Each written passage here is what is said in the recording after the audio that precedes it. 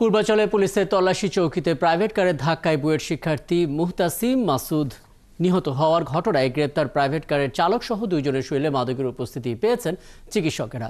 দুপুরে নারায়ণগঞ্জ জেনারেল হাসপাতালে গ্রেপ্তার তিনজনের ডোপ টেস্ট করা হয়। এদিকে রূপগঞ্জ থানা পুলিশ গাড়ি চালক সহ গ্রেপ্তার এই তিনজনকে 5 দিনের রিমান্ড চেয়ে আদালতে পাঠায়। বিচারক আগামী রোববার রিমান্ড শুনানির দিন ধার্য করে তাদের কারাগারে পাঠানোর আদেশ দিয়েছেন।